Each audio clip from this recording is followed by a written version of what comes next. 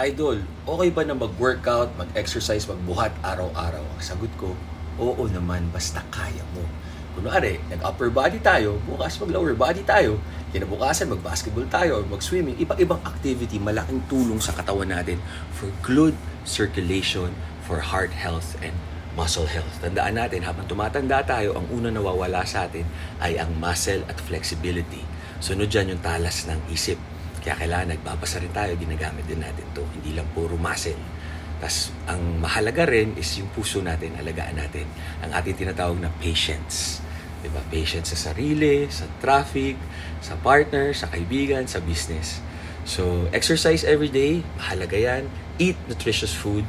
Hindi porket sinabing healthy, hindi nakakataba. Pag sumobra sa calories, kahit healthy, tataba. So, para pumayat, bawas kain. Yun lang. Tama kayo, mali ako. I'm not your doctor. Do what works for you. God bless, guys.